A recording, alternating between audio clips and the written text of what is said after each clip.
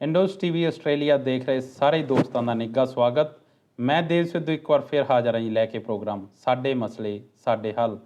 ਤਾਂ ਦੋਸਤੋ ਪਿਛਲੇ ਹਫਤੇ 'ਚ ਕਾਫੀ ਕੁਛ ਇੱਦਾਂ ਦਾ ਵਾਪਰਿਆ ਜਿਨ੍ਹਾਂ ਨੂੰ ਆਪਾਂ ਵਿਚਾਰਾਂਗੇ ਇਸ ਪ੍ਰੋਗਰਾਮ 'ਚ। ਅਤੇ ਮੇਰੇ ਨਾਲ ਆਪਣੇ ਵਿਚਾਰਾਂ ਦੀ ਸਾਂਝ ਪਾਉਣ ਲਈ ਪਹੁੰਚ ਚੁੱਕੇ ਨੇ ਦਲਜੀਤ ਸਿੰਘ ਜੀ। ਆਓ ਸਭ ਤੋਂ ਪਹਿਲਾਂ ਉਹਨਾਂ ਦਾ ਸਵਾਗਤ ਕਰੀਏ, ਫਿਰ ਕਰਦੇ ਹਾਂ ਅਗਲੀ ਗੱਲਬਾਤ।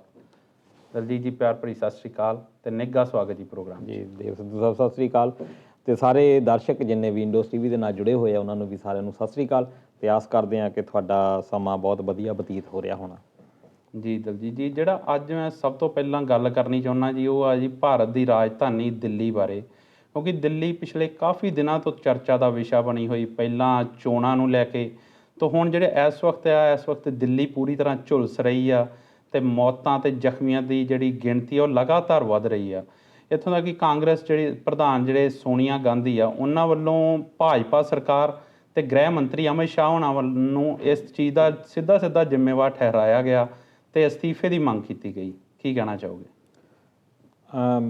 1984 ਦਾ ਕਤਲੇਆਮ ਜਿਹੜਾ ਹੋਇਆ ਜਿਹਦੇ ਵਿੱਚ ਕਿ ਸਿੱਖਾਂ ਨੂੰ ਸਪੈਸ਼ਲੀ ਟਾਰਗੇਟ ਕੀਤਾ ਗਿਆ ਜੀ, ਬਿਲਕੁਲ ਉਹੋ ਜਿਹਾ ਇਹ ਦੁਹਰਾ ਹੋਇਆ ਦਿੱਲੀ ਦੇ ਵਿੱਚ। ਬਿਲਕੁਲ ਇਹ ਸੋਚ ਰਹੇ ਆ ਬੁੱਧੀਜੀਵੀ ਕਿ ਅਸੀਂ 1984 ਤੋਂ ਬਾਅਦ ਇੰਨੇ ਸਾਲ ਹੋ ਗਏ ਕਿ ਅੱਜ ਵੀ ਦਿੱਲੀ ਵਾਸੀਆਂ ਦੀ ਮਾਨਸਿਕਤਾ ਉਹੀ ਆ ਜੀ, ਕਿ ਅੱਜ ਵੀ ਭੀੜ ਦਾ ਦਿਮਾਗ ਉਹੀ ਕਹਿ ਸਕਦੇ ਆ ਵੀ ਭੀੜ ਦਾ ਕੋਈ ਦਿਮਾਗ ਨਹੀਂ ਹੁੰਦਾ ਜੀ, ਬਿਲਕੁਲ ਉਹੋ ਜਿਹੀਆਂ ਘਟਨਾਵਾਂ ਜਿਹੜੀਆਂ ਆ ਉਹ ਇੱਕ ਤਾਂ 1984 ਦਾ ਮੈਂ ਜ਼ਿਕਰ ਇੱਥੇ ਕਰਨਾ ਚਾਹੁੰਦਾ। ਜੀ ਬਿਲਕੁਲ। ਦੂਜਾ ਮੈਂ ਜ਼ਿਕਰ ਕਰਨਾ ਚਾਹੁੰਦਾ ਵੀ ਮਾਰਚ 2000 ਦੇ ਵਿੱਚ ਚਿੱਠੀ ਸਿੰਘਪੁਰਾ ਦਾ ਜਿਹੜਾ ਕਿ ਜੰਮੂ ਕਸ਼ਮੀਰ ਦੇ ਵਿੱਚ ਇੱਕ ਪਿੰਡ ਆ, ਉੱਥੇ ਸਿੱਖ ਜਿਹੜੇ ਆ ਮਾਰੇ ਗਏ ਸੀ 20 ਦੇ ਕਰੀਬ। ਜੀ ਅਤੇ ਉਸ ਵੇਲੇ ਵੀ ਉਹ ਕਿਉਂ ਮੈਂ ਜ਼ਿਕਰ ਕੀਤਾ ਚਿੱਠੀ ਸਿੰਘਪੁਰਾ ਦਾ ਵੀ ਉਸ ਵੇਲੇ ਅਮਰੀਕਾ ਰਾਸ਼ਟਰਪਤੀ ਬਿਲ ਕਲਿੰਟਨ ਆਏ ਸੀ ਇੰਡੀਆ ਦੇ ਦੌਰੇ ਦੇ ਉੱਤੇ 2000 ਦੇ ਵਿੱਚ।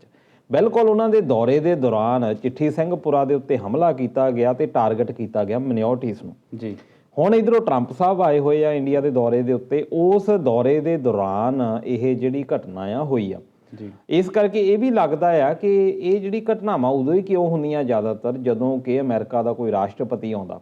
ਜੀ ਹੁਣ ਜਿਹੜੇ ਸੋਚਣ ਵਾਲੇ ਆ ਉਹ ਇਹ ਵੀ ਕਹਿੰਦੇ ਆ ਵੀ ਇਹਦੇ ਵਿੱਚ ਬਾਹਰੀ ਜਿਹੜੇ ਹੱਥ ਆ ਉਹ ਵੀ ਹੋ ਸਕਦੇ ਆ, ਪਰ ਜਿਹੋ ਜਿਹੇ ਹਾਲਾਤ ਬਣੇ ਹੋਏ ਆ ਇਹਦੇ ਵਿੱਚ ਮੈਂ ਤਾਂ ਇਹ ਮੰਨਦਾ ਕਿ ਜਿਹੜੇ ਫੇਲਰ ਹੋਇਆ, ਪ੍ਰਸ਼ਾਸਨ ਵੀ ਫੇਲਰ ਹੋਇਆ, ਸਰਕਾਰ ਵੀ ਇੱਥੇ ਫੇਲਰ ਆ। ਜੀ ਸ਼ਹੀਨ ਬਾਗ ਦਾ ਮੁੱਦਾ ਪਿਛਲੇ 1-1.5 ਮਹੀਨੇ ਤੋਂ ਆਪਣੇ ਪ੍ਰੋਗਰਾਮਾਂ ਦੇ ਵਿੱਚ ਆਪਾਂ ਬਾਰ-ਬਾਰ ਜ਼ਿਕਰ ਕਰ ਰਹੇ ਹਾਂ। ਬਿਲਕੁਲ। ਉਹਦੇ ਵਿੱਚ ਅਸੀਂ ਦੇਖਿਆ ਕਿ ਉਹ ਲੋਕ ਜਿਹੜੇ ਆ ਸੜਕਾਂ ਦੇ ਉੱਤੇ ਬੈਠੇ ਆ ਜਦੋਂ ਦਾ CAA ਜਿਹੜਾ ਆਇਆ, ਸਿਟੀਜ਼ਨ ਅਮੈਂਡਮੈਂਟ ਐਕਟ, ਉਹ ਤੋਂ ਬਾਅਦ ਬੈਠੇ ਆ।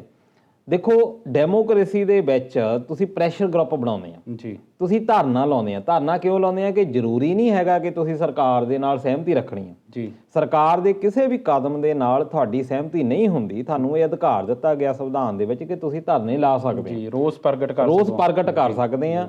ਪਰ ਉਹ ਜਿਹੜਾ ਰੋਸ ਪ੍ਰਦਰਸ਼ਨ ਆ ਉਹ ਸ਼ਾਂਤਮਈ ਹੋਣਾ ਚਾਹੀਦਾ। ਜੀ ਬਿਲਕੁਲ। ਹੁਣ ਇਹਦੇ ਵਿੱਚ ਸ਼ਹੀਨ ਬਾਗ ਦਾ ਇੰਨੇ ਚਿਰ ਤੋਂ ਜਿਹੜਾ ਆ ਉਹ ਉਹਨਾਂ ਨੇ ਰੋਸ ਮੁਜ਼ਾਹਰਾ ਕੀਤਾ, ਸਰਕਾਰ ਦਾ ਕੋਈ ਵੀ ਨੁਮਾਇੰਦਾ ਉੱਥੇ ਜਾ ਕੇ ਚੁੱਪੇ ਨਹੀਂ ਕਰਾਉਣ ਗਿਆ ਉਹਨਾਂ ਨੂੰ। ਉਹਨਾਂ ਦੇ ਨਾਲ ਕੋਈ ਗੱਲਬਾਤ ਹੀ ਨਹੀਂ ਕਰਨ ਗਿਆ। ਅਮਿਤ ਸ਼ਾਹ ਦੇ ਨਾਲ ਗੱਲਬਾਤ ਜਿਹੜੀ ਕਰਨ ਦੇ ਲਈ ਉਹਨੇ ਸਮਾਂ ਵੀ ਲਿਆ, ਬਾਅਦ ਦੇ ਵਿੱਚ ਅਮਿਤ ਸ਼ਾਹ ਨੇ ਜਿਹੜਾ ਦਿੱਤਾ ਨਹੀਂ, ਕੋਈ ਵੀ ਟਾਈਮ ਨਹੀਂ ਦਿੱਤਾ। ਬਿਲਕੁਲ, ਕਿਉਂਕਿ ਸੋਨੀਆ ਗਾਂਧੀ ਹੋਣਾ ਵੱਲੋਂ ਵੀ ਇਹੀ ਕਿਹਾ ਗਿਆ ਕਿ ਸਰਕਾਰਾਂ ਇੰਨੀ ਦੇਰ ਦੀਆਂ ਚੁੱਪ ਕਿਉਂ ਉਹਨਾਂ ਵੱਲੋਂ ਇਸ ਚੀਜ਼ ਨੂੰ ਪਹਿਲਾਂ ਤਰਜੀਹ ਨਹੀਂ ਦਿੱਤੀ ਗਈ, ਕਿਉਂ ਇਸ ਨੂੰ ਸ਼ਾਂਤਮਈ ਢੰਗ ਨਾਲ ਹੱਲ ਕਰਨ ਦੀ ਕੋਈ ਕੋਸ਼ਿਸ਼ ਕਿਉਂ ਨਹੀਂ ਕੀਤੀ।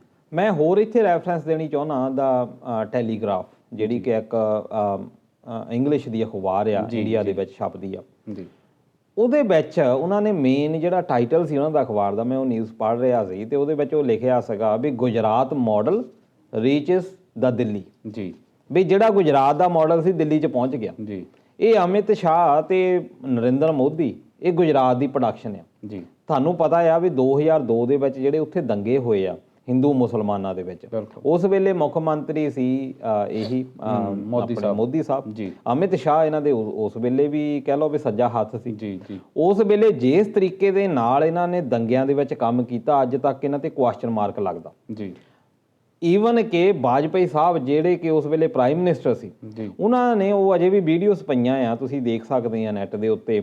ਉਹਦੇ ਵਿੱਚ ਉਹਨਾਂ ਨੇ ਸ਼ਰੇਆਮ ਭੰਡਿਆ ਸੀ ਕਿ ਰਾਜਾ ਜੇ ਪ੍ਰਜਾ ਨੂੰ ਇਹ ਦੇਖੇ ਕਿ ਹਿੰਦੂ ਆ ਜਾਂ ਮੁਸਲਮਾਨ ਆ, ਉਹ ਰਾਜਾ ਰਾਜਾ ਕਹਾਉਣ ਦੇ ਲਾਇਕ ਨਹੀਂ ਹੈਗਾ। ਉਹਨਾਂ ਦੀ ਸਪੀਚ ਤੋਂ ਇਹ ਝਲਕਦਾ ਸੀ ਕਿ ਉਹ ਬਹੁਤ ਜ਼ਿਆਦਾ ਗੁੱਸੇ 'ਚ ਹੈਗੇ ਆ। ਬਿਲਕੁਲ ਸੇਮ ਜਿਹੜੀ ਚੀਜ਼ ਹੈ ਇਸ ਵੇਲੇ ਮੋਦੀ ਸਾਹਿਬ ਤਾਂ ਉਹਦੇ ਟਰੰਪ ਦੇ ਦੌਰੇ ਦੇ ਵਿੱਚ ਬਿਲਕੁਲ ਬਿਜ਼ੀ ਆ, ਜਿੱਦਾਂ ਉਹਨਾਂ ਨੂੰ ਫਿਕਰ ਹੀ ਕੋਈ ਨਹੀਂ ਹੈਗਾ। ਦੂਜੇ ਪਾਸੇ ਅਮਿਤ ਸ਼ਾਹ ਆ, ਉਹਨਾਂ ਨੇ ਬੜਾ ਗੈਰ ਜ਼ਿੰਮੇਵਾਰਾਨਾ ਜਿਹੜਾ ਕੀਤਾ, ਖਾਸ ਤੌਰ ਤੇ ਉਸ ਵੇਲੇ ਜਦੋਂ ਕਿ ਪੁਲਿਸ ਤੁਹਾਡੇ ਅੰਡਰ ਆ। ਇੱਥੇ ਜ਼ਿਕਰ ਕਰਨਾ ਬਣਦਾ ਕਪਿਲ ਮਿਸ਼ਰਾ ਦਾ। ਇਸ ਵੇਲੇ ਜਿਹੜਾ ਮੇਨ ਦੋਸ਼ੀ ਆ ਉਹ ਮੰਨਿਆ ਜਾ ਰਿਹਾ, ਕਿਉਂਕਿ ਉਹਨੇ ਜਿਹੜੀ ਹੇਟ ਸਪੀਚ ਆ ਉੱਥੇ ਦਿੱਤੀ ਆ, ਜਿਹਦੇ ਵਿੱਚ ਉਹਨੇ ਕਿਹਾ ਕਿ 3 ਦਿਨ ਦਿਓ ਸਾਨੂੰ, ਅਸੀਂ ਤਾਂ ਇਸ ਕਰਕੇ ਚੁੱਪ ਹਾਂ ਕਿ ਜਿਹੜੇ ਟਰੰਪ ਸਾਹਿਬ ਆਏ ਹੋਏ ਆ, ਟਰੰਪ ਸਾਹਿਬ ਨੂੰ ਜਾਣ ਦਿਓ। ਤੁਸੀਂ ਡੈਮੋਕ੍ਰੇਸੀ ਦੇ ਵਿੱਚ ਇਹੋ ਜਿਹਾ ਬਿਆਨ ਕਿੱਦਾਂ ਦੇ ਸਕਦੇ ਹੋ? ਪਰ ਦਲਜੀਤ ਜੀ ਗੱਲ ਤਾਂ ਇਹ ਹੈ ਕਿ ਹੇਟ ਸਪੀਚ ਦੇਣਾ ਤਾਂ ਸਾਡੇ ਮੇਰੇ ਖਿਆਲ ਭਾਰਤ ਦੇ ਵਿੱਚ ਰਿਵਾਜ ਹੋ ਗਿਆ। ਮੇਰੇ ਖਿਆਲ ਹਰ ਦੂਸਰਾ ਮੰਤਰੀ ਜਾਂ ਕਹਿ ਸਕਦੇ ਹਾਂ ਪੋਲੀਟੀਸ਼ੀਅਨ ਹੇਟ ਸਪੀਚ ਦਿੰਦਾ ਤੇ ਇੱਕ ਜਿਹੜੀ ਆ ਭਾਈਚਾਰਾ ਉਹਨੂੰ ਦੂਸਰੇ ਭਾਈਚਾਰੇ ਖਿਲਾਫ ਭੜਕਾਇਆ ਜਾਂਦਾ। ਪਰ ਮੈਂ ਇੱਥੇ ਇਹ ਜ਼ਰੂਰ ਪੁੱਛਣਾ ਚਾਹੂੰਗਾ ਕਿ ਕੀ ਇਸ ਹੇਟ ਸਪੀਚ ਬਾਰੇ ਸਾਡਾ ਕਾਨੂੰਨ ਵੀ ਕੋਈ ਇਹ 'ਤੇ ਲਾਗੂ ਹੁੰਦਾ ਜਾਂ ਕੋਈ ਉਹ ਅਥਾਰਟੀ ਦਿੰਦਾ ਆ ਲਾਅ ਸਾਨੂੰ ਕਿ ਇਹਦੇ 'ਤੇ ਰੋਕ ਲਾਈ ਜਾ ਸਕੇ ਜਾਂ ਕੁਛ ਨਹੀਂ ਕੀਤਾ ਜਾ ਸਕਦਾ? ਦੇਖੋ ਇੱਥੇ 2 ਤਰ੍ਹਾਂ ਦੇ ਲਾਅ ਕੰਮ ਕਰਦੇ ਆ। ਇੱਕ ਇੰਡੀਅਨ ਪੈਨਲ ਕੋਡ ਆ ਤੇ ਦੂਜਾ ਜਿਹੜਾ protection of civil rights act ਆ। 2 ਐਕਟ ਇਸ ਗੱਲ ਦੇ ਲਈ ਹੈਗੇ ਹੇਟ ਸਪੀਚ ਲਈ, ਭਾਵੇਂ ਉਹਦੇ ਵਿੱਚ ਪਰਿਭਾਸ਼ਿਤ ਨਹੀਂ ਕੀਤਾ ਗਿਆ ਵੀ ਹੇਟ ਸਪੀਚ ਹੈ ਕੀ, ਪਰ ਜਦੋਂ ਵੀ ਤੁਸੀਂ ਕਿਸੇ ਦੇ ਧਰਮ ਦੇ ਨਾਂ ਦੇ ਉੱਤੇ, ਕਿਸੇ ਨੂੰ ਕੌਮ ਦੇ ਨਾਂ ਦੇ ਉੱਤੇ, ਕਿਸੇ ਦੇ ਉਹਦੀ ਬੋਲਚਾਲ ਬੋਲੀ ਦੇ ਉੱਤੇ, ਉਹਦੇ ਰਹਿਣ ਸਹਿਣ ਦੇ ਢੰਗ ਉੱਤੇ, ਉਹਦੇ ਜਨਮ ਸਥਾਨ ਦੇ ਉੱਤੇ, ਉਹਦੇ ਲਿੰਗ ਭੇਦ ਦੇ ਕਰਕੇ ਤੁਸੀਂ ਕਿਸੇ ਦੇ ਨਾਲ ਡਿਸਕ੍ਰਿਮੀਨੇਸ਼ਨ ਕਰਦੇ ਆ, ਉਹਦੇ ਲਈ ਤੁਹਾਡੇ ਦੇ ਉੱਤੇ ਜਿਹੜੀ FIR ਦਰਜ ਜਿਹੜੀ ਆ ਹੋ ਸਕਦੀ ਆ ਤੇ 3 ਸਾਲ ਦੀ ਸਜ਼ਾ ਦਾ ਪ੍ਰਾਵਧਾਨ ਵੀ ਹੈਗਾ, ਇੰਡੀਅਨ ਪੀਨਲ ਕੋਡ ਕਹਿ ਰਿਹਾ ਇਹ। ਦੂਜੇ ਪਾਸੇ ਜਿਹੜੀ ਪ੍ਰੋਟੈਕਸ਼ਨ ਆਫ ਸਿਵਲ ਐਕਟ ਹੈਗਾ ਉਹ ਵੀ ਇਹ ਕਹਿ ਰਿਹਾ ਕਿ ਤੁਸੀਂ ਕਿਸੇ ਵੀ ਧਰਮ ਨੂੰ ਜਿਹੜਾ ਬੇਵਜ੍ਹਾ ਤੌਰ ਤੇ ਨਹੀਂ ਵਰਤ ਸਕਦੇ। ਤੁਸੀਂ ਧਾਰਮਿਕ ਜੇ ਆਗੂ ਵੀ ਹੈਗੇ ਆ, ਤੁਸੀਂ ਇਹ ਨਹੀਂ ਕਹਿ ਸਕਦੇ ਵੀ ਚਲੋ ਵੀ ਤੁਸੀਂ ਹਥਿਆਰ ਜਿਹੜੇ ਚੱਕ ਲਓ। ਇਹ ਬਿਲਕੁਲ ਉਸ ਲਈ ਸਿਵਲ ਤੁਹਾਡੇ ਰਾਈਟਸ ਨੂੰ ਪ੍ਰੋਟੈਕਟ ਕਰਨ ਦੇ ਲਈ ਇਹ ਲਾਅ ਜਿਹੜਾ ਦਿੰਦਾ, ਉਹਦੇ ਵਿੱਚ ਵੀ ਸਜ਼ਾ ਦਾ ਪ੍ਰਾਵਧਾਨ ਆ। ਉਹਦੇ ਵਿੱਚ TV ਚੈਨਲ ਵੀ ਉਸ ਦਾਇਰੇ ਦੇ ਵਿੱਚ ਆਉਂਦੇ ਆ, ਜਿੰਨੇ ਵੀ ਬ੍ਰੌਡਕਾਸਟਿੰਗ ਚੈਨਲ ਹੈਗੇ ਆ। ਫਿਰ ਕੋਈ ਕਦਮ ਕਿਉਂ ਨਹੀਂ ਚੁੱਕਿਆ ਜਾਂਦਾ? ਕਦਮ ਇਸ ਕਰਕੇ ਨਹੀਂ ਚੁੱਕਿਆ ਜਾਂਦਾ ਕਿ ਉਹਦੇ ਲਈ ਸਭ ਤੋਂ ਜ਼ਰੂਰੀ ਆ ਕਿ FIR ਜਿਹੜੀ ਦਰਜ ਹੋਵੇ। ਕਾਨੂੰਨ ਤਾਂ ਹੀ ਆਊਗਾ ਕਿ ਕਾਨੂੰਨ ਤਾਂ ਸੈਕੰਡ ਚੀਜ਼ ਆ, ਸਭ ਤੋਂ ਪਹਿਲਾਂ ਹੈਗਾ ਕਿ FIR ਦਰਜ ਹੁੰਦੀ ਆ। ਕਪਿਲ ਮਿਸ਼ਰਾ ਜਿਸ ਵੇਲੇ ਬਿਆਨ ਦੇ ਰਿਹਾ ਉਸ ਵੇਲੇ ਦਿੱਲੀ ਪੁਲਿਸ ਦਾ DSP ਉਹਦੇ ਨਾਲ ਖੜਾ, ਬਿਲਕੁਲ ਖੁੱਲ੍ਹੇਆਮ ਧਮਕੀਆਂ ਦੇ ਰਿਹਾ ਤੇ DSP ਨਾਲ ਖੜਾ ਆ ਤੇ FIR ਦਰਜ ਨਹੀਂ ਹੁੰਦੀ ਉਹਦੇ ਉੱਤੇ ਅਜੇ ਤੱਕ। ਜਦੋਂ FIR ਦਰਜ ਨਹੀਂ ਹੁੰਦੀ ਦੈਟ ਮੀਨਸ ਕਿ ਲਾਅ ਜਿਹੜਾ ਆਪਣਾ ਕੰਮ ਨਹੀਂ ਕਰ ਸਕਦਾ। ਇੱਥੇ ਦੇਖਿਆ ਗਿਆ, ਚਾਹੇ ਉਹ ਉੱਤਰ ਪ੍ਰਦੇਸ਼ ਦੀ ਆਪਾਂ ਗੱਲ ਕਰ ਲਈਏ, ਚਾਹੇ ਉਹ ਮਹਾਰਾਸ਼ਟਰ ਦੀ ਗੱਲ ਕਰ ਲਈਏ, ਚਾਹੇ ਅਸੀਂ ਪੱਛਮੀ ਬੰਗਾਲ ਦੇ ਵਿੱਚ ਇਹੋ ਜਿਹੀਆਂ ਗੱਲਾਂ ਦੇਖ ਲਈਏ, ਜਿੱਥੇ ਕਿਤੇ ਵੀ ਦੰਗੇ ਹੋਏ ਆ ਪੁਲਿਸ ਜਿਹੜੀ FIR ਦਰਜ ਨਹੀਂ ਕਰਦੀ। ਹੁਣ ਮੈਂ ਅੱਜ ਦੀਆਂ ਨਿਊਜ਼ਪੇਪਰ ਦੇਖ ਰਿਹਾ ਸੀ, ਉਹਦੇ ਵਿੱਚ ਕਿਹਾ ਵੀ ਭੀਮ ਸੈਨਾ ਦਾ ਜਿਹੜਾ ਇਹਦੇ ਵਿੱਚ ਹੱਥ ਆ, ਭੀਮ ਆਰਮੀ ਦਾ, ਇਹਨਾਂ ਨੇ ਜੀ ਈਮੇਲ ਜਾਂ ਇਹਨਾਂ ਨੇ ਫੋਨ ਗਰੁੱਪ ਜਿਹੜੇ ਉਹਨਾਂ ਦੇ ਫੋਨ ਵਗੈਰਾ ਦੇਖੇ ਆ, ਇਹਨਾਂ ਨੇ ਟਰਾਂਸਫਰ ਕੀਤੇ ਆ ਵੀ ਭੀਮ ਆਰਮੀ ਜਿਹੜੀ ਆਈ ਉਹਨਾਂ ਨੇ ਆ ਕੇ ਜਿਹੜਾ ਇਹ ਕੰਮ ਕੀਤਾ। ਪਰ ਤੁਸੀਂ ਦੇਖੋਗੇ ਇਹ ਤਾਂ ਚਲੋ ਤੁਸੀਂ ਬਾਅਦ ਵਿੱਚ ਰਿਕਾਰਡ ਲੱਭਿਆ, ਤੁਹਾਡੇ ਕੋਲ ਸ਼ਰੇਆਮ ਜਿਹੜਾ ਇੱਕ ਬੰਦਾ ਸਾਹਮਣੇ ਬੋਲ ਰਿਹਾ, ਜਿਹੜਾ ਕਿ ਵਿਧਾਇਕ ਰਿਹਾ, ਮੰਤਰੀ ਰਿਹਾ ਆਮ ਆਦਮੀ ਪਾਰਟੀ ਦੇ ਵੱਲੋਂ, ਇਸ ਵੇਲੇ ਭਾਜਪਾ ਦਾ ਉਹ ਨੁਮਾਇੰਦਾ, ਉਹ ਜਿਹੜਾ ਬੰਦਾ ਆ ਉਹ ਇੰਨਾ ਬੋਲ ਰਿਹਾ ਤੇ ਉਹਦੇ ਉੱਤੇ ਕੋਈ ਚਾਰਜ ਹੀ ਨਹੀਂ ਹੈਗਾ। ਤੁਸੀਂ ਦੂਜੇ ਜਿਹੜੇ ਬੰਦੇ ਆ ਉਹਨਾਂ ਉੱਤੇ ਦਾ ਕੰਮ ਬੜਾ ਤੁਸੀਂ ਫਾਸਟ ਕਰ ਲਿਆ। ਹੁਣ ਇੱਕ ਤੁਸੀਂ ਉਹ ਵੀ ਦੇਖਿਆ ਹੋਣਾ ਕਿ ਇੱਕ ਮੁੰਡਾ ਆ ਜਿਹੜਾ ਕਿ ਪਿਸਟਲ ਦੇ ਨਾਲ ਗੋਲੀ ਚਲਾ ਰਿਹਾ, ਇਹ ਵੀ ਕਿਹਾ ਜਾ ਰਿਹਾ ਵੀ ਉਹਦੀ ਗੋਲੀ ਦੇ ਨਾਲ ਹੋ ਸਕਦਾ ਵੀ ਉਹ ਜਿਹੜਾ ਪੁਲਿਸ ਮੁਲਾਜ਼ਮ ਆ ਉਹ ਮਰਿਆ ਹੋਵੇ, ਇਹ ਕਿਹਾ ਜਾ ਰਿਹਾ। ਉਹਦੀ ਫੋਟੋ ਵੀ ਆਈ ਆ ਤੇ ਪੁਲਿਸ ਵਾਲਿਆਂ ਨੇ ਅਜੇ ਤੱਕ ਪਛਾਣ ਕੋਈ ਨਹੀਂ ਕੀਤੀ। ਦੂਜੀ ਘਟਨਾ ਮੈਂ ਇਹ ਇੱਥੇ ਜ਼ਿਕਰ ਕਰਨੀ ਚਾਹੁੰਦਾ, ਅਸ਼ੋਕ ਨਗਰ ਉਹਦੇ ਵਿੱਚ ਉੱਥੇ ਜਿਹੜੀ ਘਟਨਾ ਹੋਈ ਆ, ਉੱਥੇ ਮਸਜਿਦ ਦੇ ਉੱਤੇ ਜਾ ਕੇ ਤਿਰੰਗਾ ਝੰਡਾ ਲਹਿਰਾਇਆ ਗਿਆ, ਉੱਥੇ ਭਗਵਾ ਝੰਡਾ ਇੱਕ ਲਹਿਰਾ ਦਿੱਤਾ ਗਿਆ। ਸੇਮ ਚੀਜ਼ ਜਿਹੜੀ ਆ 1984 ਵਿੱਚ ਗੁਰਦੁਆਰਿਆਂ ਦੇ ਉੱਤੇ ਨਹੀਂ ਤਿਰੰਗੇ ਝੰਡੇ ਤੇ ਭਗਵੇਂ ਝੰਡੇ ਜਿਹੜੇ ਆ ਚੜਾਏ ਆ। ਫਿਰ ਉਹ ਜਿਹੜੀ ਮਸਜਿਦ ਆ ਉਹਦੇ ਉੱਤੇ ਜਿੱਥੇ ਉਹ ਮੌਲਾਨਾ ਬੋਲਦੇ, ਉਹਨਾਂ ਦੇ ਮੌਲਵੀ ਵਗੈਰਾ ਬੋਲਦੇ ਆ, ਉੱਥੇ ਜਿਹੜੀ ਉਹ ਜਗ੍ਹਾ ਜਿਹੜੀ ਸਾੜ ਫੂਕ ਕੀਤੀ ਗਈ, ਪੁਲਿਸ ਜਿਹੜੀ ਆ ਮੌਲਵੀ ਨੂੰ ਚੱਕ ਕੇ ਲੈ ਗਈ। ਉੱਥੇ ਦੇ ਜਿਹੜੇ ਹਿੰਦੂ ਆ ਦੇਖੋ ਕਿੱਦਾਂ ਦਫਾੜ ਕੀਤੇ ਜਾਂਦੇ ਆ। ਜਿਹੜੇ ਉੱਥੇ ਦੇ ਰਹਿਣ ਵਾਲੇ ਹਿੰਦੂ ਆ ਉਹ ਕਹਿੰਦੇ ਵੀ ਅਸੀਂ ਤਾਂ ਘਰਾਂ ਤੋਂ ਬਾਹਰ ਹੀ ਨਹੀਂ ਨਿਕਲੇ, ਅਸੀਂ ਤਾਂ ਜਾਣਦੇ ਹੀ ਨਹੀਂ ਕਿਸੇ ਨੂੰ। ਜਿਹੜੇ ਬੰਦੇ ਇੱਥੇ ਸਾੜ ਫੂਕ ਕਰਕੇ ਗਏ ਆ ਉਹ ਤਾਂ ਬੰਦੇ ਕਿਤੇ ਬਾਹਰੋਂ ਹੀ ਆਏ ਆ। ਉਹ ਜਿਹੜੇ ਉੱਥੇ ਦੇ ਲੋਕਲ ਬੰਦੇ ਆ ਉਹ ਕਹਿੰਦੇ ਅਸੀਂ ਨਹੀਂ ਜਾਣਦੇ, ਸਾਡੇ ਜਿਹੜੇ ਨਾਲ ਇੱਥੇ ਰਹਿੰਦੇ ਆ ਬੰਦੇ ਉਹ ਤਾਂ ਜਿਹੜੇ ਆ ਸਾਡੇ ਇੱਦਾਂ, ਸਾਡਾ ਤਾਂ ਭਾਈਚਾਰਾ ਇੱਕ ਆ ਵੀ ਸਾਨੂੰ ਤਾਂ ਪਤਾ ਹੀ ਨਹੀਂ।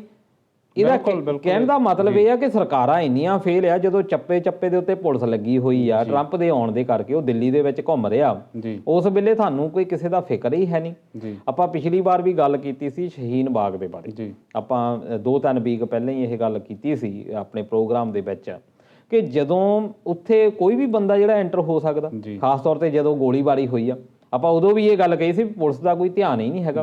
BBC ਨੇ ਰਿਪੋਰਟ ਕੀਤੀ ਸੀ ਵੀ ਅਸੀਂ ਉੱਥੇ ਗਏ ਆ, ਸਾਨੂੰ ਕੋਈ ਪੁਲਿਸ ਦਾ ਮੁਲਾਜ਼ਮ ਹੀ ਨਹੀਂ ਮਿਲਿਆ ਉੱਥੇ। ਦੈਟ ਮੀਨਸ ਕਿ ਉਹ ਕੇਅਰਲੈਸ ਬਿਲਕੁਲ ਹੋਏ ਆ।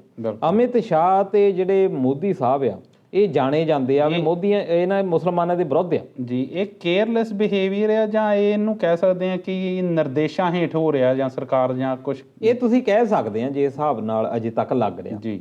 ਜਦੋਂ ਤੁਸੀਂ ਤੁਹਾਡੇ ਸਾਹਮਣੇ ਜਿਹੜੇ ਇੰਨੇ ਦੇਖੋ, ਤੁਸੀਂ ਇੱਕ ਐਡਾ ਵੱਡਾ ਦੇਸ਼ ਆ ਜੀ, ਐਡਾ ਤੁਹਾਡਾ ਤਗੜਾ ਪ੍ਰਸ਼ਾਸਨ ਆ ਜੀ। ਜਿੱਦਾਂ ਕਹਿੰਦੇ ਹੁੰਦੇ ਆ ਵੀ ਇੰਡੀਆ ਦੀ ਪੁਲਿਸ ਨੂੰ ਤਾਂ ਕਹਿੰਦੇ ਹੁੰਦੇ ਵੀ ਕੰਮ ਕਰਨ ਤੋਂ ਪਹਿਲਾਂ ਹੀ ਪਤਾ ਹੁੰਦਾ, ਬਿਲਕੁਲ ਇੱਥੇ ਦੀ ਪੁਲਿਸ ਜਿਹੜੀ ਇੰਨੀ ਚੁਸਤ ਆ ਜੀ। ਪਰ ਇਹ ਹੈ ਕਿ ਇਹਨਾਂ ਦੀ ਜਿਹੜੀ ਡੈਮੋਕ੍ਰੇਸੀ ਆ ਜਾਂ ਪੁਲਿਸ ਵਾਲੇ ਆ, ਉਹਨਾਂ ਨੂੰ ਇੰਨਾ ਜ਼ਿਆਦਾ ਫੜ ਲਿਆ ਜਾਂਦਾ ਜਾਂ ਉਹਨਾਂ ਨੂੰ ਇੰਨਾ ਮਜਬੂਰ ਕੀਤਾ ਜਾਂਦਾ, ਪੋਲੀਟੀਕਲ ਆਕਾ ਜਿਹੜੇ ਉਹਨਾਂ ਦੇ ਹੈਗੇ ਆ ਜੀ। ਇਹ 311 ਧਾਰਾ ਜਿਹੜੀ ਆ ਉਹਦੇ ਅੰਡਰ ਜਿਹੜੇ ਇਹ ਇਹਨਾਂ ਦੀ ਟਰਾਂਸਫਰ ਦੀ ਧਮਕੀ ਦੇ ਦਿੱਤੀ ਜਾਂਦੀ ਆ, ਉਹਨਾਂ ਦੀਆਂ ਪ੍ਰਮੋਸ਼ਨਸ ਰੋਕ ਲਈਆਂ ਜਾਂਦੀਆਂ।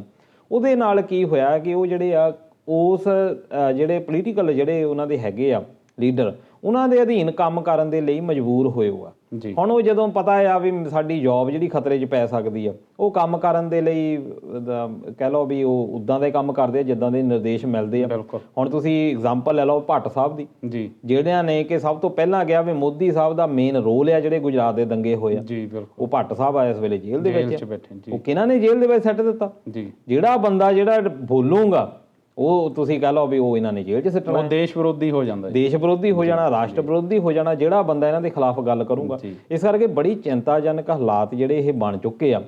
ਲੋੜ ਇਹ ਹੈਗੀ ਆ ਕਿ ਜਿਹੜੇ ਹਿਊਮਨ ਰਾਈਟਸ ਵਾਲੇ ਹੈਗੇ ਆ, ਚਾਹੇ ਉਹ ਜਨੇਵਾ ਵਿੱਚ ਬੈਠੇ ਆ ਜਾਂ ਉੱਦਾਂ ਵੀ ਐਮਬੈਸੀਜ਼ ਜਿਹੜੀਆਂ ਬਾਹਰਲੇ ਦੇਸ਼ਾਂ ਦੀਆਂ ਹੈਗੀਆਂ, ਕਿਉਂਕਿ ਜਿਹੜਾ ਸਾਡਾ ਸੰਵਿਧਾਨ ਆ ਇਹ ਇੰਟਰਨੈਸ਼ਨਲ ਐਗਰੀਮੈਂਟ ਆ। ਸਾਨੂੰ ਲੋਕਾਂ ਦੇ ਨਾਲ ਗੱਲ ਕਰਨੀ ਚਾਹੀਦੀ ਆ, ਵੀ ਦੱਸਣਾ ਪੈਣਾ ਕਿ ਜਿਹੜਾ ਗਲਤ ਕੁਛ ਹੋ ਰਿਹਾ, ਤਾਂ ਹੀ ਜਿਹੜਾ ਇਹ ਤੋਂ ਬਚਾਅ ਹੋ ਸਕਦਾ। ਅਦਰਵਾਈਜ਼ ਜਿਸ ਤਰੀਕੇ ਦੇ ਨਾਲ ਵੈਸੇ ਮੋਦੀ ਸਾਹਿਬ ਨੇ ਹੁਣ ਕਿਹਾ ਬਈ ਭਾਈਚਾਰਾ ਬਣਾ ਕੇ ਰੱਖੋ, ਪਹਿਲੇ ਦਿਨ ਤਾਂ ਉਹ 2-3 ਦਿਨ ਕਾਫੀ ਵਿਅਸਤ ਜ਼ਿਆਦਾ ਸੀਗੇ ਉਧਰ ਟਰੰਪ ਦੀ ਤਾਰੀਫ ਦੇ ਵਿੱਚ, ਤੇ ਹੁਣ ਜਦੋਂ ਹੋਏ ਆ ਵਿਹਲੇ ਤੇ ਹੁਣ ਦੇਖਦੇ ਆ। ਤੇ ਖਾਸ ਤੌਰ ਤੇ ਸਭ ਤੋਂ ਪਹਿਲਾਂ ਤਾਂ ਇਹਨਾਂ ਨੂੰ ਮੈਂ ਤਾਂ ਗੌਤਮ ਗੰਭੀਰ ਦੀ ਇੱਥੇ ਤਾਰੀਫ ਕਰਨੀ ਬਣਦੀ ਆ।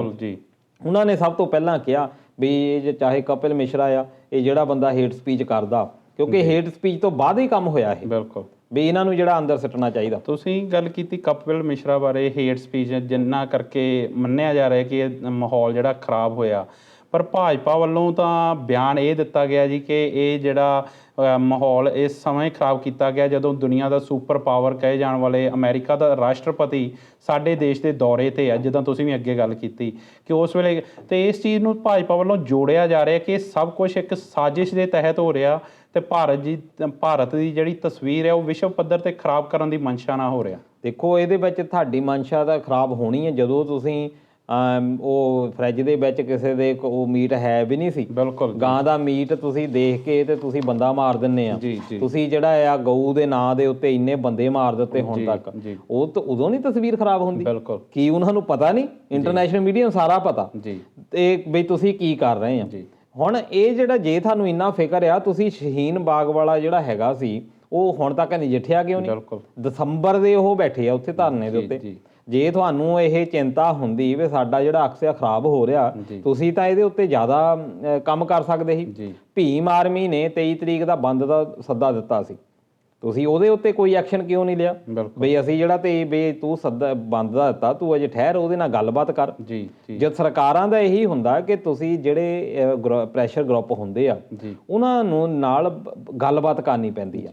ਇਹ ਤਾਂ ਸਾਰਿਆਂ ਨੂੰ ਪਾਕਿਸਤਾਨ ਸਮਝਦੇ ਆ ਵੀ ਅਸੀਂ ਜਿਹੜੀ ਗੱਲਬਾਤ ਬੰਦੇ ਹੀ ਕਰ ਦੇਣੀ ਆ, ਅਸੀਂ ਤਾਂ ਦਬਾ ਦੇਣੇ ਆ, ਅਸੀਂ ਤਾਂ ਧੱਕਾ ਕਰ ਦੇਣਾ, ਅਸੀਂ ਜਿਹੜਾ ਆ ਸਰਜੀਕਲ ਸਟ੍ਰਾਈਕ ਕਰ ਦੇਣਾ। ਇਹ ਇੰਡੀਆ ਦੇ ਜਿਹੜੇ ਪ੍ਰੈਸ਼ਰ ਗਰੁੱਪ ਆ ਉਹਨਾਂ ਦੇ ਉੱਤੇ ਵੀ ਉਹੋ ਜਿਹੇ ਕੰਮ ਕਰੀ ਜਾਂਦੇ। ਹੁਣ ਤੁਸੀਂ ਦੇਖੋ ਵੀ ਜਿੰਨੀਆਂ ਯੂਨੀਅਨਸ ਆ ਸਾਰਿਆਂ ਨੂੰ ਇੰਨਾ ਜ਼ਿਆਦਾ ਦਬਾਇਆ ਜਾ ਰਿਹਾ ਵੀ ਹੱਕਾਂ ਦੀ ਜਿਹੜੀ ਕੋਈ ਗੱਲ ਕਰਦਾ ਉਹਨੂੰ ਜਿਹੜਾ ਜਾਂ ਖਰੀਦ ਲਿਆ ਜਾਂਦਾ ਜਾਂ ਉਹਨੂੰ ਦਬਾ ਦਿੱਤਾ ਜਾਂਦਾ। ਬਿਲਕੁਲ।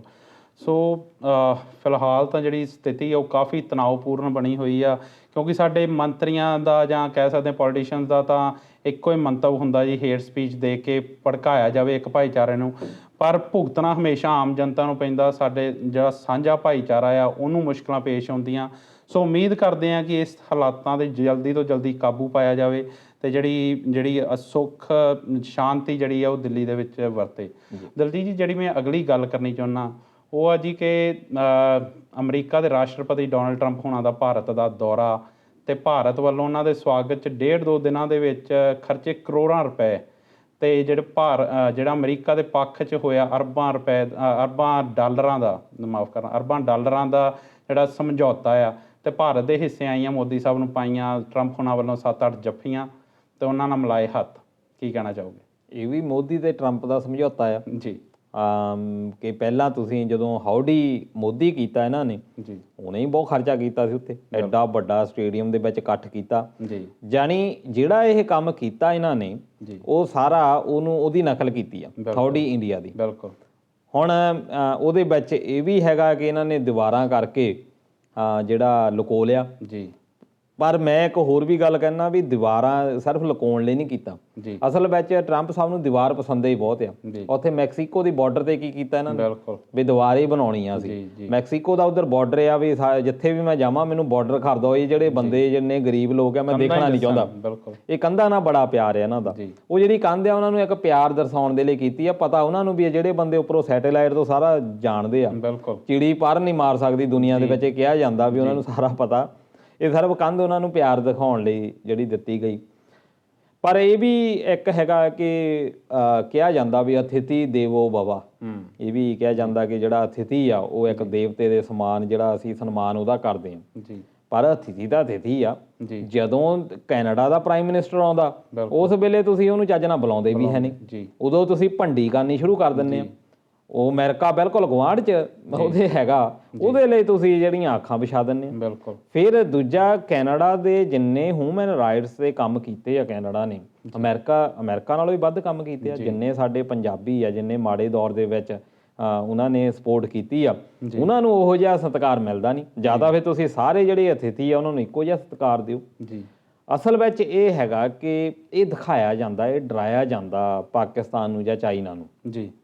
ਇਹ ਜਿੰਨਾ ਖਰਚ ਕੀਤਾ ਗਿਆ ਉਹਨਾਂ ਨੂੰ ਡਰਾਉਣ ਲਈ ਕੀਤਾ ਗਿਆ ਵੀ ਸਾਡੇ ਜਿਹੜੇ ਬੰਦੇ ਆ, ਆਹ ਬੰਦਾ ਸਾਡਾ ਖਾਸ ਆ, ਇਹ ਸਾਡੇ ਇਸ ਵੇਲੇ ਨਾਲ ਆ। ਕਿਉਂਕਿ ਇਸ ਵੇਲੇ ਇੰਡੀਆ ਜਿਹੜਾ ਆ ਉਹ ਪਾਕਿਸਤਾਨ ਦੇ ਨਾਲ ਤੇ ਚਾਈਨਾ ਨਾਲ ਦੋ ਧਿਰਾਂ ਦੇ ਨਾਲ ਲੜਾਈ ਜਿਹੜੀ ਲੜ ਰਿਹਾ। ਉਹਦੇ ਵਿੱਚ ਹੁਣ ਅਮਰੀਕਾ ਦਾ ਜਿਹੜਾ, ਜਿੱਧਰ ਅਮਰੀਕਾ ਹੋ ਜਾਂਦਾ ਉੱਧਰਲਾ ਪਲੜਾ ਜਿਹੜਾ ਆ ਭਾਰੀ ਆ, ਤੇ ਦੂਜੇ ਨੂੰ ਵੀ ਡਰ ਜਿਹੜਾ ਆ ਰਹਿੰਦਾ ਆ।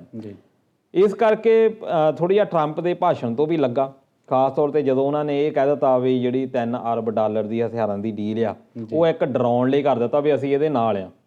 ਅਜੇ ਤੱਕ ਪਹਿਲਾਂ ਕਿਉਂਕਿ ਕਿਹਾ ਜਾਂਦਾ ਸੀ ਵੀ ਇਹ ਹੁਣ ਉਹਦਾ ਟਾਈਮ ਘੱਟ ਆ ਤੇ ਇਸ ਕਰਕੇ ਜਿਹੜੀ ਡੀਲ ਹੈ ਹੋ ਨਹੀਂ ਪਾਣੀ, ਪਰ ਉਹਨਾਂ ਨੇ ਅਨਾਊਂਸ ਕਰ ਦਿੱਤੀ ਵੀ $3 ਅਰਬ ਦੇ ਹਥਿਆਰ ਜਿਹੜੇ ਅਸੀਂ ਦੇ ਸਕਦੇ ਹਾਂ। ਪਰ ਦੂਜੇ ਪਾਸੇ ਸੋਚਣ ਲਈ ਇਹ ਹੈਗਾ ਕਿ ਕਿਹੜੀ ਲੜਾਈ ਲੜਨੀ ਇਹਨਾਂ ਨੇ, ਜਿਹੜੇ $3 ਅਰਬ ਜਿਹੜਾ ਫਿਰ ਨਾਲ $3 ਅਰਬ ਦਾ ਮਤਲਬ ਹੈ ਕਿ 22-23 ਹਜ਼ਾਰ ਕਰੋੜ ਰੁਪਏ ਆ। ਸੋ ਜਿੱਥੇ ਸਾਡੇ ਦੇਸ਼ ਦੇ ਵਿੱਚ ਗਰੀਬੀ ਆ, ਜਿਹਨੂੰ ਹੁਣ ਕੰਧਾਂ ਕਰ ਕਰਕੇ ਲਕੋਇਆ ਜਾ ਰਿਹਾ, ਕੀ ਮੇਰੇ ਖਿਆਲ ਇਹ ਜਿਹੜੀ ਹਥਿਆਰਾਂ ਦਾ ਸਮਝੌਤਾ ਜਾਂ ਕਹਿ ਸਕਦੇ ਜਹਾਜ਼ਾਂ ਦਾ ਸਮਝੌਤਾ, ਉਹਦੇ ਨਾਲੋਂ ਵੀ ਜ਼ਰੂਰੀ ਹੈ ਕਿ ਮੁਸ਼ਕਲਾਂ ਬਾਅਦ 'ਚੋਂ ਸੁਲਝਾਈਆਂ ਜਾਣ। ਦੇਖੋ ਇਹ ਆ ਕਿ ਪੈ ਨੂੰ ਜੰਗ ਲੱਗ ਜਾਂਦੀ ਆ ਕਿਉਂਕਿ ਲੜਾਈ, ਪਰ ਫਿਰ ਵੀ ਦੂਜੇ ਦੇਸ਼ ਨੂੰ ਡਰ ਦੇਣ ਦੇ ਲਈ ਇਹ ਜਿਹੜੇ ਹਥਿਆਰ ਆ ਰੱਖਣੀ ਇੱਕ ਬਣ ਜਾਂਦੀ ਆ, ਤੁਹਾਡੀ ਸਮੱਸਿਆ ਬਣ ਜਾਂਦੀ ਆ। ਇਹ ਤਾਂ ਨੋ ਡਾਊਟ ਜਿੰਨੇ ਹਥਿਆਰ ਬਰੂਦ ਸਿੱਕਾ ਆ ਇਹ ਇੱਦਾਂ ਪਿਆ ਹੀ ਗਲ ਜਾਂਦਾ, ਇਹ ਕਿਸੇ ਕੰਮ ਨਹੀਂ ਆਉਂਦਾ। ਪਰ ਇਸ ਕਰਕੇ ਗੁਆਂਢੀਆਂ ਨਾਲ ਬਣਾ ਕੇ ਰੱਖਣੀ ਬਹੁਤ ਜ਼ਰੂਰੀ ਆ। ਹੁਣ ਜਿਹੜੇ ਦੇਸ਼ ਆ, ਹੁਣ ਆਸਟ੍ਰੇਲੀਆ, ਨਿਊਜ਼ੀਲੈਂਡ ਕਿਉਂ ਕਾਮਯਾਬ, ਇਹਨਾਂ ਦਾ ਡਿਫੈਂਸ ਤੇ ਖਰਚਾ ਨਹੀਂ ਪੂਰੀ ਬਣਾਉਂਦੇ। ਦਿਨ 'ਚ ਪਤਾ ਨਹੀਂ ਕਿੰਨੀ ਵਾਰੇ ਪਾਕਿਸਤਾਨ ਦਾ ਨਾਮ ਜਪਦੇ ਆ, ਹਰੇਕ ਨੂੰ ਇਹ ਪਾਕਿਸਤਾਨ ਭੇਜਣ ਨੂੰ ਫਿਰਦੇ ਆ। ਤੇ ਇਸ ਕਰਕੇ ਤੁਸੀਂ ਕੈਨੇਡਾ, ਅਮਰੀਕਾ ਦੀ ਗੱਲ ਕਰ ਲਓ, ਇਹਨਾਂ ਦੇ ਬਾਰਡਰ ਦੇ ਉੱਤੇ ਖਰਚਾ ਹੀ ਕੋਈ ਨਹੀਂ। ਜੇ ਅਮਰੀਕਾ, ਆਪਾਂ ਆਸਟ੍ਰੇਲੀਆ, ਨਿਊਜ਼ੀਲੈਂਡ ਦੀ ਗੱਲ ਕੀਤੀ, ਹੋਰ ਵੀ ਜਿੰਨੇ ਗੁਆਂਢੀ ਦੇਸ਼ ਹੈਗੇ ਆ, ਸਾਡਾ ਇੰਨਾ ਜ਼ਿਆਦਾ ਬਾਰਡਰ ਪ੍ਰੋਟੈਕਸ਼ਨ ਦੇ ਉੱਤੇ ਖਰਚ ਹੈਗਾ ਕਿ ਅਸੀਂ ਜਿਹੜਾ ਆ ਉਹ ਜ਼ਿਆਦਾ ਖਰਚ ਜਿਹੜਾ ਆਪਣਾ ਬਜਟ ਦਾ ਆ ਉਹ ਫੌਜ ਦੇ ਉੱਤੇ ਲਾਉਣਾ ਪੈਂਦਾ। ਸਾਨੂੰ ਚਾਈਨਾ ਵਾਲੀ ਸਾਰੀ ਬਾਰਡਰ ਜਿਹੜੀ ਕਵਰ ਕਰਨੀ ਪੈਂਦੀ, ਸਾਨੂੰ ਪਾਕਿਸਤਾਨ ਵਾਲੀ ਸਾਰੀ ਬਾਰਡਰ ਕਰਨੀ ਪੈਂਦੀ, ਸਾਨੂੰ ਬੰਗਲਾਦੇਸ਼ ਵਾਲੀ ਸਾਰੀ ਦੇਖਣੀ ਪੈਂਦੀ ਹੈ। ਅਸੀਂ ਤਾਂ ਕਿਸੇ ਪਾਸੇ ਵੀ ਸੇਫ ਨਹੀਂ ਹੈਗੇ। ਸਾਡਾ ਜਿਹੜਾ ਡਿਫੈਂਸ ਦਾ ਜ਼ਿਆਦਾ ਖਰਚਾ ਜੇ ਅਸੀਂ ਬਚਾ ਲਈਏ ਉਹ ਬਚਣਾ ਤਾਂ ਆ ਜੇ ਸਾਡੇ ਜਿਹੜੇ ਸੰਬੰਧ ਆ ਉਹ ਸੁਖਾਵੇਂ ਹੋਣ। ਜੀ ਪਰ ਇਹ ਸੰਬੰਧ ਜਿਹੜੇ ਆ ਕਿਉਂਕਿ ਉਧਰੋਂ ਵੀ ਜ਼ਿਆਦਾ ਸਮੱਸਿਆਵਾਂ ਹੈਗੀਆਂ, ਇਸ ਕਰਕੇ ਸਾਨੂੰ ਇਹਦੀ ਲੋੜ ਜਿਹੜੀ ਆ ਪੈਂਦੀ ਆ। ਜੀ ਪਰ ਟਰੰਪ ਸਾਹਿਬ ਨੇ ਜੇ ਹਿਸਾਬ ਨੇ ਆਪਣਾ ਆਏ ਆ ਉਹ, ਜੀ ਇੱਕ ਤਾਂ ਉਹਨਾਂ ਦਾ ਸਵਾਗਤ ਵੀ ਕੀਤਾ, ਦੂਜਾ ਕਿ ਆਪਣੇ ਉਹਨਾਂ ਦਾ ਤੁਸੀਂ ਭਾਸ਼ਣ ਵੀ ਸੁਣੋ ਵੀ ਉਹਨਾਂ ਨੇ ਆਪਣੇ ਜਿਹੜੇ ਦੱਸਿਆ ਵੀ ਅਸੀਂ ਆਹ ਵੀ ਬਣਾਈ ਦਾ, ਜੀ ਅਸੀਂ ਤਾਂ ਬਹੁਤ ਉੱਤੇ ਆ, ਸਾਡੇ ਕੋਲ ਹਥਿਆਰ ਬੜੇ ਐਡਵਾਂਸ ਹੈਗੇ ਆ, ਜੀ ਤੁਸੀਂ ਸਾਡੇ ਤੋਂ ਖਰੀਦੋ। ਜੀ ਇਹ ਵੀ ਇੱਕ ਹੁੰਦਾ ਹੈ ਕਿ ਹੁਣ ਇੱਥੇ ਜੇ ਹੁਣ ਤਾਂ ਚਲੋ ਇਹ ਹਾਲਾਤ ਖਰਾਬ ਹੋ ਗਏ, ਪਹਿਲਾਂ ਜਿਹੜੇ ਬਿਲ ਕਲਿੰਟਨ ਤੱਕ ਜਿੰਨੇ ਵੀ ਰਾਸ਼ਟਰਪਤੀ ਆਉਂਦੇ ਹੁੰਦੇ ਸੀ ਉਹ ਪਾਕਿਸਤਾਨ ਵੀ ਨਾਲੇ ਹੀ ਜਾਂਦੇ ਹੁੰਦੇ ਸੀ। ਜੀ ਪਹਿਲਾਂ ਇੰਡੀਆ ਆਉਂਦੇ ਸੀ, ਉਸੇ ਦੂਏ ਤੀਏ ਦਿਨ ਪਾਕਿਸਤਾਨ ਜਿਹੜਾ ਜਾਂਦੇ ਸੀ। ਜੀ ਉਹ ਜੋ ਇੰਡੀਆ 'ਚ ਬੋਲਦੇ ਸੀ ਅਸੀਂ ਤੁਹਾਨੂੰ ਹਥਿਆਰ ਦੇਵਾਂਗੇ, ਉਹੀ ਗੱਲ ਪਾਕਿਸਤਾਨ 'ਚ ਬੋਲ ਦਿੰਦੇ ਸੀ ਬਿਲਕੁਲ ਵੀ ਜਾਣ ਲੱਗੇ। ਇੰਡੀਆ ਵੀ ਉੱਥੇ ਜਾ ਕੇ ਉਹਦੀ ਗਲਤੀ ਕੱਢ ਦਿੰਦੇ ਸੀ। ਜੀ ਹੁਣ ਇਹਨਾਂ ਨੇ ਚਲੋ ਇਹ ਹੋ ਗਿਆ ਕਿ CA ਜਿਹੜਾ ਆ ਇਹ ਕਹਿ ਦਿੱਤਾ ਵੀ ਅੰਦਰੂਨੀ ਮਾਮਲਾ, ਧਾਰਾ 370 ਇਹਨਾਂ ਅੰਦਰੂਨੀ ਮਾਮਲਾ, ਇਹਦੇ ਉੱਤੇ ਅਸੀਂ ਬੋਲਣਾ ਨਹੀਂ ਚਾਹੁੰਦੇ, ਜੀ ਹਨਾ। ਤੇ ਉਹ ਥੋੜਾ ਜਿਹਾ ਲੈਸਨ ਉਹਨਾਂ ਨੂੰ ਦੇ ਦਿੱਤਾ, ਪਾਕਿਸਤਾਨ ਵਾਲਿਆਂ ਨੂੰ ਥੋੜੇ ਸਮਝਾਤਾ, ਪਰ ਪਾਕਿਸਤਾਨ ਵਾਲੇ ਕਹਿ ਰਹੇ ਆ ਨਹੀਂ ਉਹ ਸਾਡੇ ਫੇਵਰ 'ਚ ਬੋਲ ਕੇ ਗਿਆ, ਜੀ ਸਾਡਾ ਦੋਸਤ ਆ ਉਹ ਅਮਰੀਕਾ ਵਾਲਾ। ਜੀ ਉਹ ਇਸ ਕਰਕੇ ਇਹਨਾਂ ਦੇ ਦੋਗਲੀਆਂ ਜਿਹੜੀਆਂ ਨੀਤੀਆਂ ਅਮਰੀਕਾ ਦੀਆਂ ਉਹ ਆਪਣਾ ਜਿਹੜਾ ਢਿੱਡ ਆ ਪਾਲ ਰਹੇ ਆ। ਜੀ ਪਰ ਸਾਡੇ ਲੋਕਾਂ ਨੂੰ ਜਿਹੜੀ ਬੜੀ ਸਮਝਣ ਦੀ ਜ਼ਰੂਰਤ ਹੈਗੀ ਆ ਕਿ ਸਾਨੂੰ ਜਿਹੜੇ ਸੰਬੰਧ ਆ ਇਹ ਸੁਖਾਵੇਂ ਬਣਾਉਣੇ ਪੈਣੇ ਆ, ਅਦਰਵਾਈਜ਼ ਇਦਾਂ ਹੀ ਸਾਡਾ ਜਿਹੜਾ ਕੰਮ ਖਰਾਬ ਹੋਈ ਜਾਣਾ। ਪਰ ਦਿਲਜੀਤ ਜੀ ਇੱਥੇ ਮੈਂ ਗੱਲ ਕਰਨੀ ਹੈ, ਤੁਸੀਂ $3 ਅਰਬ ਦੀ ਜਿਹੜੇ ਸਮਝੌਤੇ ਦੀ ਗੱਲ ਕੀਤੀ, ਤਾਂ ਜਿਹੜੇ ਅਮਰੀਕਾ 'ਚ ਉਹਨਾਂ ਦੇ ਟਰੰਪ ਹੁਣਾਂ ਦੇ ਖਿਲਾਫ ਜਿਹੜੇ ਸੰਭਾਵੀ ਉਮੀਦਵਾਰ ਆ, ਵਾਨੀ ਸੈਂਡਰਸ ਉਹਨਾਂ ਦਾ ਨਾਂ ਆ, ਉਹਨਾਂ ਵੱਲੋਂ ਬਿਆਨ ਇਹ ਆਇਆ ਜੀ ਕਿ ਇਹ ਜਿਹੜਾ ਸਮਝੌਤਾ ਇਹ ਨਹੀਂ ਹੋਣਾ ਚਾਹੀਦਾ। ਬਾਨੀ ਸੈਂਡਰਸ ਸ਼ੁਰੂ ਤੋਂ ਹੀ ਇਹਨਾਂ ਦੀਆਂ ਨੀਤੀਆਂ ਦੇ ਆਲੋਚਕ ਰਹੇ ਆ। ਜੀ ਉਹਨਾਂ ਨੇ ਕਿਹਾ ਵੀ ਤੁਸੀਂ $3 ਅਰਬ ਇਹਨੂੰ ਹਥਿਆਰਾਂ ਦੇ ਉੱਤੇ ਕਰ ਰਹੇ ਆ, ਜੀ ਤੁਸੀਂ ਇਹ ਕਿਉਂ ਨਹੀਂ ਕਰ ਰਹੇ ਵੀ ਜਿਹੜਾ ਜਲਵਾਯੂ ਪਰਿਵਰਤਨ ਹੋ ਰਿਹਾ, ਕਾਰਬਨ ਜਿਹੜਾ ਇੰਨੀ ਜ਼ਿਆਦਾ ਵਿਸਰਜਨ ਉਹਦਾ ਹੋ ਰਿਹਾ, ਇੰਨਾ ਵੱਧ ਰਿਹਾ, ਤੁਸੀਂ ਉਹਦੇ ਉੱਤੇ ਕੋਈ ਨੀਤੀ ਜਿਹੜੀ ਬਣਾ ਕੇ ਰੱਖੋ। ਇੱਕ ਪਾਸੇ ਤੁਸੀਂ ਅਮਰੀਕਨ ਕਹਿ ਰਹੇ ਆ ਵੀ ਚਾਈਨਾ ਤੇ ਇੰਡੀਆ ਜਿਹੜਾ ਆ ਇਹ ਜ਼ਿਆਦਾ ਕਾਰਬਨ ਛੱਡ ਰਿਹਾ, ਸਾਡੇ ਜਿਹੜਾ ਟੈਂਪਰੇਚਰ ਆ ਧਰਤੀ ਦਾ ਵੱਧ ਰਿਹਾ, ਜੀ ਤੇ ਦੂਜੇ ਪਾਸੇ ਤੁਸੀਂ ਹਥਿਆਰ ਇਹਨਾਂ ਨੂੰ ਦੇ ਰਹੇ ਆ ਜਿਹੜੇ ਕਿ ਉਹਨਾਂ ਦੇ ਵਿੱਚ ਸੰਭਾਵਤ ਜਿਹੜੇ ਹੈਗੇ ਆ ਕਾਰਬਨ ਛੱਡਣ ਦੇ ਵਿੱਚ। ਜੀ ਇਹ ਉਹਨਾਂ ਦੀ ਗੱਲਾਂ ਕੁਝ ਸਹੀ ਆ, ਕਾਫੀ ਆਲੋਚਕ ਵੈਸੇ ਇਹ ਵੀ ਹੈਗਾ ਕਿ ਉਹਨਾਂ ਨੇ ਆਲੋਚਨਾ ਕਰਨੀ ਆ, ਪਰ ਜਦੋਂ ਵਾਨੀ ਸੈਂਡਰਸ ਜੇ ਅਗਲੇ ਰਾਸ਼ਟਰਪਤੀ ਬਣ ਜਾਂਦੇ ਆ, ਉਹ ਵੀ ਜੇ ਇੰਡੀਆ ਆਉਣਗੇ ਉਹਨੇ ਵੀ ਹਥਿਆਰਾਂ ਦੀ ਡੀਲ ਜਿਹੜੀ ਇੱਦਾਂ ਹੀ ਕਰਨੀ ਆ, ਕਿਉਂਕਿ ਇਹ ਹਿੱਤ ਦੇ ਵਿੱਚ ਆ ਉਹਨਾਂ ਦੇ ਦੇਸ਼ ਦੇ ਹਿੱਤ ਦੇ ਵਿੱਚ ਆ, ਕਿਉਂਕਿ ਜਿੰਨੇ ਹਥਿਆਰ ਆ ਉਹਨਾਂ ਦੀ ਇਕਨੋਮੀ ਦੇ ਵਿੱਚ ਬਹੁਤ ਵੱਡਾ ਰੋਲ ਹੈਗਾ। ਉਹਨਾਂ ਨੇ ਵੈਸੇ ਕਿਹਾ ਵੀ ਇਹਨਾਂ ਨੇ ਜਿਹੜੀਆਂ ਉੱਥੇ ਦੀਆਂ ਵੱਡੀਆਂ ਧਿਰਾਂ ਆ, ਵੱਡੀਆਂ ਕੰਪਨੀਆਂ ਜਿੱਦਾਂ ਬੋਇੰਗ ਵਗੈਰਾ, ਉਹਨਾਂ ਨੂੰ ਅਮੀਰ ਕਰਨ ਦੀ ਮਨਸ਼ਾ ਹੈਗੀ ਟਰੰਪ ਸਾਹਿਬ ਦੀ। ਪਰ ਬਾਨੀ ਸੈਂਡਰਸ ਸਾਹਿਬ ਵੀ ਆ ਜਾਣ, ਕੋਈ ਵੀ ਆ ਜਾਵੇ, ਅਮਰੀਕਾ ਦੀ ਇਹੀ ਸ਼ਾਇਦ ਪਾਲਿਸੀ ਰਹਿਣੀ ਆ। ਜੀ ਸੋ ਦਲਜੀਤ ਜੀ ਹੁਣ ਚੱਲਦੇ ਹਾਂ ਜੀ ਪੰਜਾਬ ਵੱਲ। ਵੈਸੇ ਇੱਕ ਗੱਲ ਤਾਂ ਹੈ ਕਿ ਪਹਿਲਾਂ ਤਾਂ ਐਵੇਂ ਫੋਕਾ ਜਿਹਾ ਮਾਣ ਹੁੰਦਾ ਸੀ ਪੰਜਾਬੀ ਹੋਣ 'ਤੇ, ਪਰ ਮਾਣ ਹੋਣ ਵਾਲੀ ਗੱਲ ਤਾਂ ਹੁਣ ਆਈ ਆ। ਤੁਹਾਨੂੰ ਪਤਾ ਹੋਣਾ ਕਿ ਸਾਡੇ ਜਿਹੜੇ ਪੰਜਾਬ ਦੇ ਮੁੱਖ ਮੰਤਰੀ ਸਾਹਿਬ ਕੈਪਟਨ ਅਮਰਿੰਦਰ ਸਿੰਘ ਜੀ, ਉਹਨਾਂ ਨੂੰ ਇੱਕ ਆਦਰਸ਼ ਮੁੱਖ ਮੰਤਰੀ ਦਾ ਖਿਤਾਬ ਮਿਲਿਆ। ਸੋ ਜਿਸ ਦਾ ਮਤਲਬ ਇਹ ਹੈ ਕਿ ਉਹ ਆਪਣੇ ਸੂਬੇ ਦੀ ਸਰਕਾਰ ਇੰਨੇ ਸੁਚੱਜੇ ਢੰਗ ਨਾਲ ਚਲਾ ਰਹੇ ਆ ਕਿ ਉਹਨਾਂ ਨੇ ਆਪਣੇ ਜਿਹੜੇ ਰਾਜ ਦੇ ਪਹਿਲੇ 3 ਸਾਲ ਆ ਉਹਦੇ ਵਿੱਚ ਹੀ ਪੰਜਾਬ ਦੀਆਂ ਸਾਰੀਆਂ ਮੁਸ਼ਕਲਾਂ ਦੂਰ ਕਰ ਦਿੱਤੀਆਂ। ਹੁਣ ਕੋਈ ਪੰਜਾਬ ਦਾ ਕਿਸਾਨ ਖੁਦਕੁਸ਼ੀ ਨਹੀਂ ਕਰਦਾ ਕਿਉਂਕਿ ਉਹਨਾਂ ਨੇ ਆਪਣੇ ਵਾਅਦੇ ਮੁਤਾਬਕ ਸਾਰਾ ਕਰਜ਼ਾ ਮਾਫ ਕਰਤਾ ਕਿਸਾਨਾਂ ਦਾ। ਕੋਈ ਜਵਾਨ ਪੁੱਤ ਨਸ਼ੇ ਦੀ ਭੇਂਟ ਨਹੀਂ ਚੜ੍ਹ ਰਿਹਾ ਕਿਉਂਕਿ ਨਸ਼ਾ ਪੂਰੀ ਤਰ੍ਹਾਂ ਖਤਮ ਹੋ ਚੁੱਕਾ ਪੰਜਾਬ ਦੇ ਵਿੱਚੋਂ। ਤੁਸੀਂ ਕਿੱਦਾਂ ਦੇਖਦੇ ਹੋ? ਵਧਾਈਆਂ ਜੀ ਕੈਪਟਨ ਸਾਹਿਬ ਨੂੰ। ਜੀ ਉਹ ਜਿੱਦਾਂ ਕਹਿੰਦੇ ਹੁੰਦੇ ਆ ਵੀ ਸੁਣਨ ਨੂੰ ਬਹੁਤ ਵਧੀਆ ਲੱਗਦਾ। ਬਿਲਕੁਲ ਇਹ ਇੱਕ ਭਾਰਤੀ ਛਤਰਾ ਸੰਸਦ ਬਣੀ ਹੋਈ ਹੈ, ਇੱਕ ਸੰਸਥਾ ਆ ਜੀ। ਉਹ ਹਰ ਸਾਲ ਇੱਕ ਚੀਫ ਮਿਨਿਸਟਰ ਨੂੰ ਜਿਹੜਾ ਸਨਮਾਨਿਤ ਕਰਦੀ ਹੈ। ਜੀ ਹੁਣ ਕੈਪਟਨ ਸਾਹਿਬ ਦਾ ਸ਼ਾਇਦ ਇਸ ਕਰਕੇ ਵੀ ਸੂਤ ਲੱਗ ਗਿਆ ਕਿ ਅੰਨਿਆਂ 'ਚ ਕਾਣਾ ਰਾਜਾ। ਜੀ ਹੁਣ ਆਦਿੱਤਿਆਨਾਥ ਜੋਗੀ ਦਾ ਵੀ ਤੁਹਾਨੂੰ ਪਤਾ ਹੀ ਆ, ਜੀ। ਜਿੰਨੇ ਵੀ ਤੁਸੀਂ ਗੱਲ ਕਰ ਲਓ ਵੀ ਜਿਹੜੇ ਵਧੀਆ ਹੈਗੇ ਆ ਕੰਮ ਕਰਨ ਵਾਲੇ ਉਹਨਾਂ ਨੂੰ ਆਲਰੇਡੀ ਹਰ ਸਾਲ ਦਿੱਤੇ ਹੋ ਆ।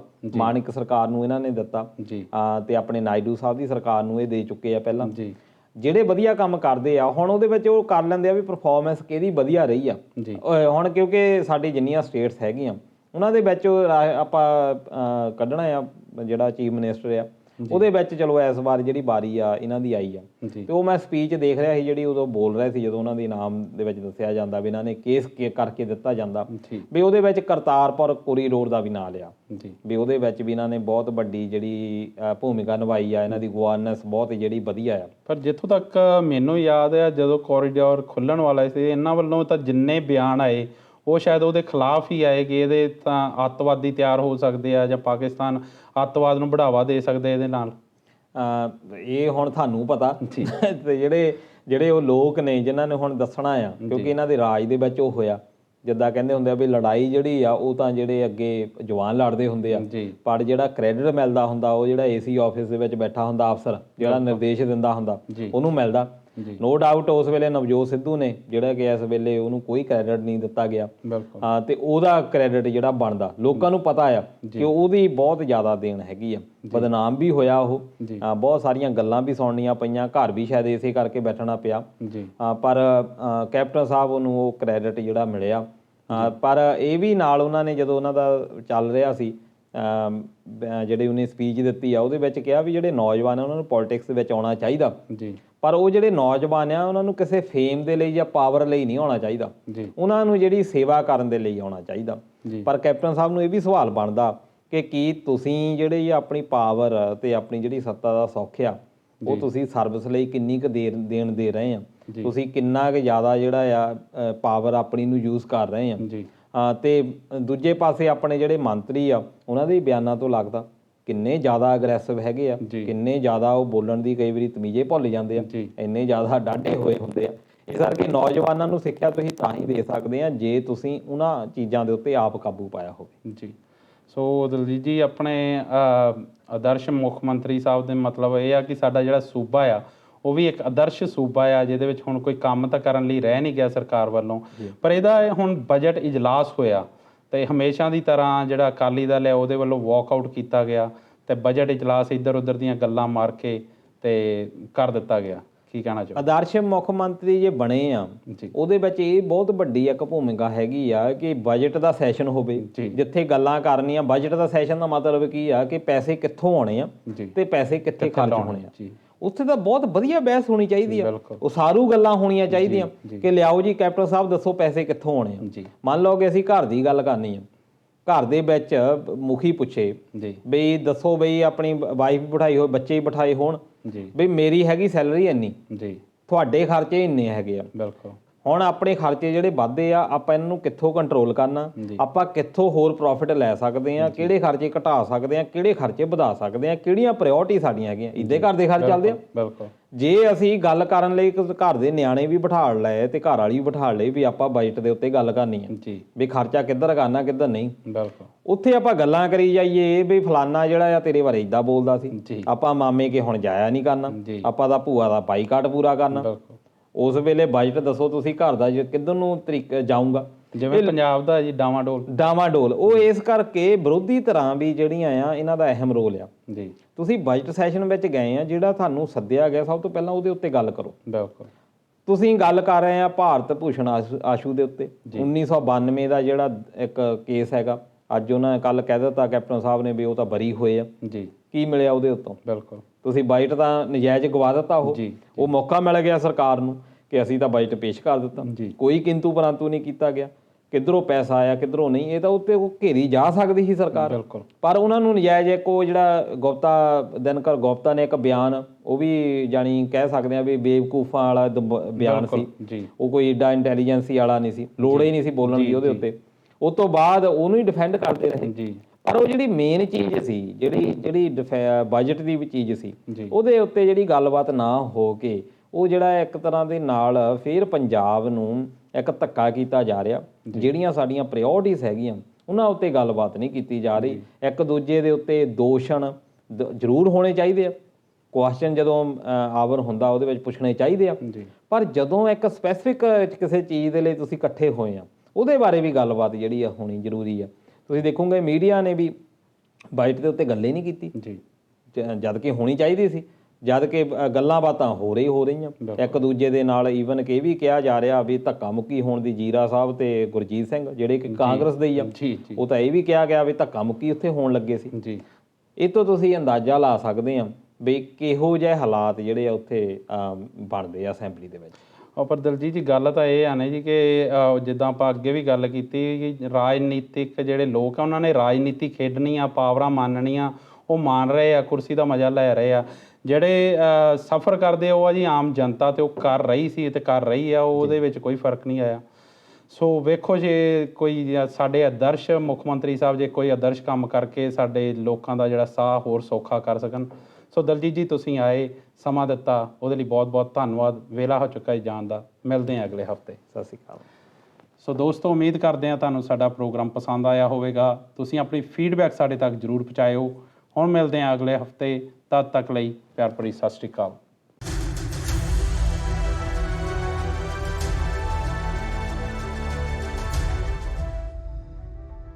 ਹੈਲੋ, ਸਤਿ ਸ਼੍ਰੀ ਅਕਾਲ, ਨਮਸਕਾਰ। ਇੰਡੋਜ਼ ਟੀਵੀ ਦੇਖ ਰਹੇ ਸਾਰੇ ਦਰਸ਼ਕਾਂ ਦਾ ਮੈਂ ਹਰਜਿੰਦ ਕੌਰ ਮੰਗਟ ਸਵਾਗਤ ਕਰਦੀ ਹਾਂ। ਦਰਸ਼ਕੋ, ਜਿਵੇਂ ਕਿ ਤੁਸੀਂ ਸਾਨੂੰ YouTube ਦੇ ਉੱਤੇ ਬਹੁਤ ਹੀ ਪਿਆਰ ਦੇ ਰਹੇ ਹੋ, ਪਰ ਉਸ ਤੋਂ ਇਲਾਵਾ ਤੁਸੀਂ ਸਾਨੂੰ ਦੇਖ ਸਕਦੇ ਹੋ ਰੀਅਲ ਟੀਵੀ ਦੇ ਉੱਤੇ, ਜ਼ਿੰਗਾ ਟੀਵੀ ਦੇ ਉੱਤੇ, ਸੁਪਰ ਟੀਵੀ ਦੇ ਉੱਤੇ, ਜੀਓ ਟੀਵੀ ਦੇ ਉੱਤੇ, ਜੁਗਨੀ ਟੀਵੀ ਦੇ ਉੱਤੇ। ਇਸ ਤੋਂ ਇਲਾਵਾ IPTV ਗਲੈਕਸੀ, ਸ਼ਾਵਾ ਗੋਲਡ ਅਤੇ ਸਾਡੇ ਹੁਣ ਤੁਸੀਂ ਐਪ ਨੂੰ ਡਾਊਨਲੋਡ ਕਰ ਸਕਦੇ ਹੋ ਆਈਫੋਨ ਦੇ ਉੱਤੇ ਤੇ ਐਂਡਰੋਇਡ ਫੋਨ ਦੇ ਉੱਤੇ, ਉਹ ਵੀ ਫ੍ਰੀ ਆਫ ਕਾਸਟ। ਤੇ ਦੇਖਦੇ ਰਹੋ 24/7 ਐਂਟਰਟੇਨਮੈਂਟ। ਜੇਕਰ ਤੁਸੀਂ ਸਾਡੇ ਪ੍ਰੋਗਰਾਮ ਨੂੰ ਸਪਾਂਸਰ ਕਰਨਾ ਚਾਹੁੰਦੇ ਹੋ ਤੇ ਐਡਵਰਟਾਈਜ਼ਮੈਂਟ ਦੇਣਾ ਚਾਹੁੰਦੇ ਹੋ ਤਾਂ ਨੰਬਰ ਨੋਟ ਕਰ ਲਵੋ 35589436। ਸੋ ਦੋਸਤੋ, ਦੇਖਦੇ ਰਹੋ ਤੁਹਾਡਾ ਆਪਣਾ Australian TV, Indoz TV. Thank you.